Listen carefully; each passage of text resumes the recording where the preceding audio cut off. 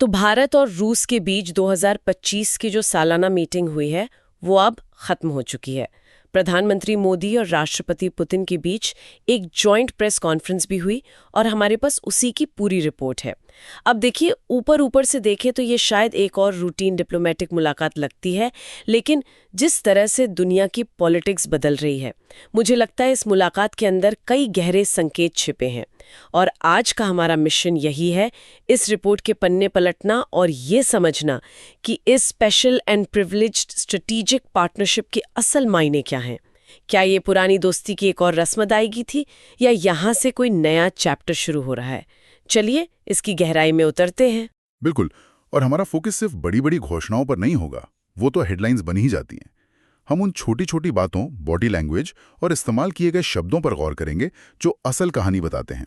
हम रक्षा, ऊर्जा और व्यापार जैसे पुराने पिलर्स को तो देखेंगे ही, लेकिन इस बार आर्टिफिशियल इंटेलिजेंस मतलब एआई पर जो जोर दिया गया है वो बहुत कुछ कहता है।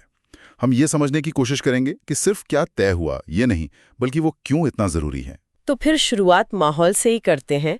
इस मुलाकात की वाइब कैसी थी? रिपोर्ट कहती है कि दोनों नेताओं के बीच एक जबरदस्त केमिस्ट्री और भरोसा दिखा। लेकिन क्या ये सिर्फ कहने की बातें नहीं है? डिप्लोमेसी में तो हर कोई अच्छी अच्छी बातें ही करता है। जमीन पर इस भरोसे का क्या मतलब है? आपका सवाल बहुत सही है। डिप्लोमेसी में शब्दों का बहुत महत्व होता है।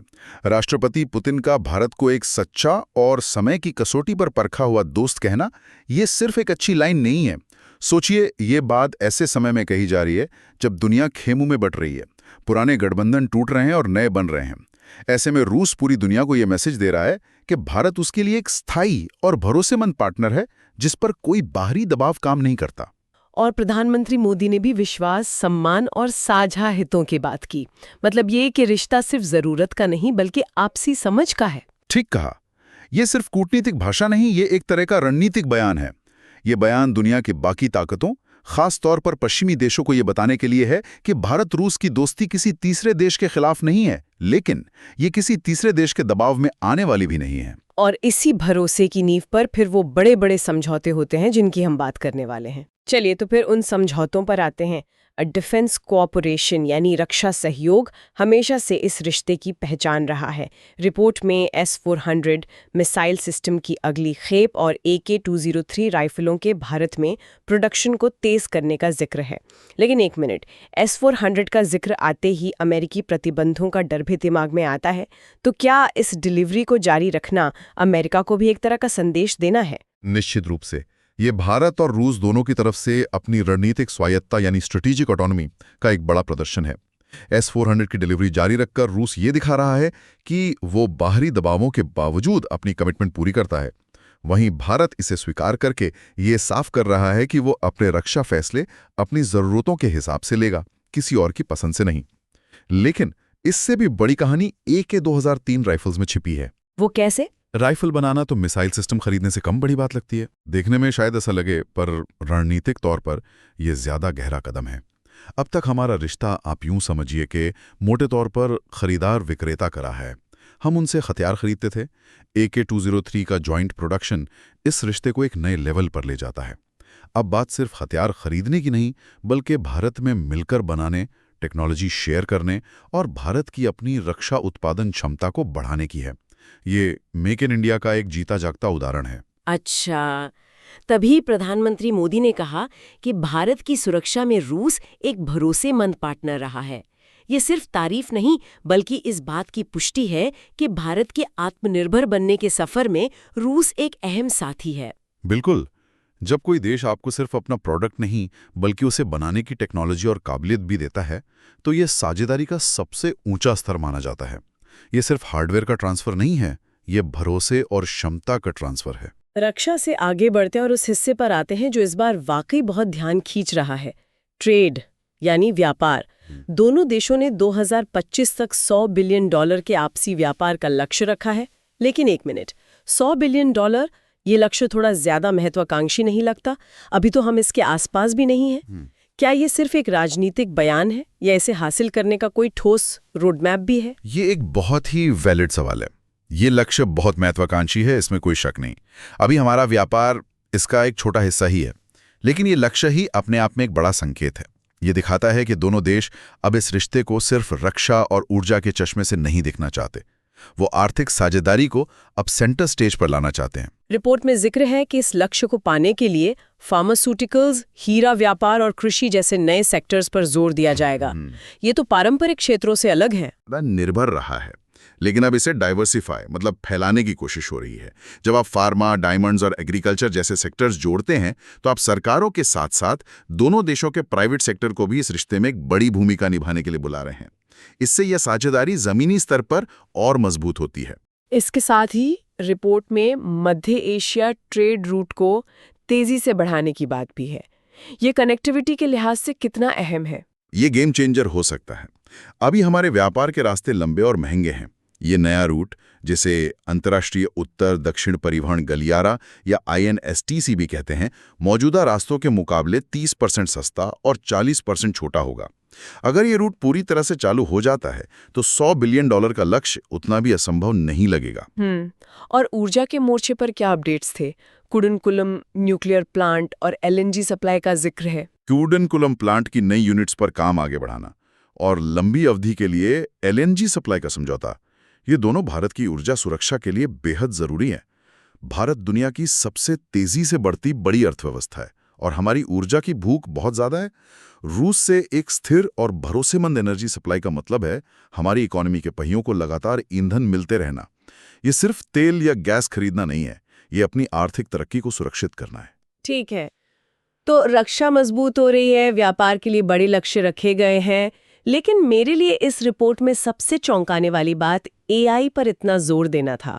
आर्टिफिशियल इंटेलिजेंस, रोबोटिक्स, साइबर सुरक्षा, ये सब तो ठीक है, ये भविष्य की बातें हैं, लेकिन भारत रूस के पारंपरिक संबंधों में अचानक AI इतना जरूरी क्यों हो गया? यह इस पूरी मुलाकात का शायद सबसे दूरगामी संकेत है। ये सिर्फ भविष्य की तैयारी नहीं है, ये एक रणनीतिक मजबूरी है। आज की दुनिया में जिस देश के पास AI और भविष्य की टेक्नोलॉजी में ताकत नहीं, वो वैश्विक मंच पर पीछे रह जाएगा। अभी इस रेस में अमेरिका और चीन बहुत आगे हैं। भारत और रूस का इस क्षेत्र में साथ आना उस खाई को पाटने और एक तीसरा तकनीकी ध्रुव बनाने की कोशिश हो सकती है। मतलब ये साझेदारी अब पुराने किलों को मजबूत करने के साथ साथ नए मैदानों में भी उतर रही है। बिल्कुल, आप इसे ऐसे समझ सकती हैं कि यह साझेदारी कुछ ऐसी है जैसे दो पुराने दोस्त जो सालों से क्रिकेट खेलते आए हैं, अब अचानक शतरंज की बिसात पर भी एक दूसरे का साथ देने का फैसला कर रहे हैं। खेल बिल्कुल नया है, लेकिन भरोसा पुराना है। जब भारत और रूस जैसे दो बड़े देश AI और स्पेस टेक्नोलॉजी में मिलकर काम करेंगे तो इसका असर सिर्फ उन दोनों पर नहीं बल्कि पूरी दुनिया के तकनीकी समीकरणों पर पड़ेगा। इससे एक सवाल उठता है, भविष्य में ये तकनीकी सहयोग कैसा दिखेगा? क्या हम जॉइंट AI रिसर्च सेंटर या स्पेस में कुछ बड़े प्रोजेक्ट्स की उम्मीद कर सकते हैं? इसकी पूरी संभावना है। ये घोषणा भविष्य में कई नई संभावनाओं के दरवाजे खोलती हैं।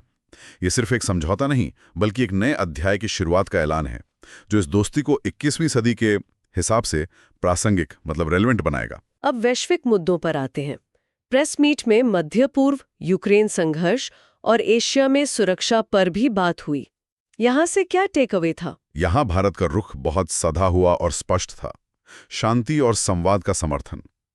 भारत ने किसी का पक्ष लिए बिना कूटनीति और बातचीत के जरिए समाधान खोजने की अपनी स्वतंत्र विदेश नीति को बनाए रखा। रिपोर्ट के मुताबिक रूस ने भारत की वैश्विक भूमिका की तारीफ करते हुए उसे स्थिरता का स्तंभ यानी पिलर ऑफ स्टेबिलिटी बताया।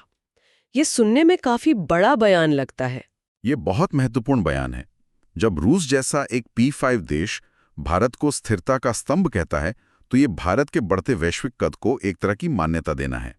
इसका गहरा मतलब ये है कि दोनों देश एक बहुध्रुवीय विश्व व्यवस्था मतलब मल्टीपोलर वर्ल्ड ऑर्डर का समर्थन करते हैं। क्या आप इस मल्टीपोलर वर्ल्ड ऑर्डर को आसान शब्दों में समझा सकते हैं? जरूर।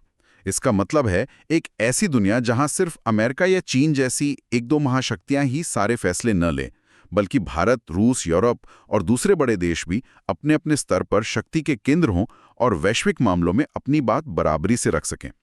ये एक ऐसी व्यवस्था है जो किसी एक देश के दबदबे को चुनौती देती है और शक्ति का संतुलन बनाने की कोशिश करती है।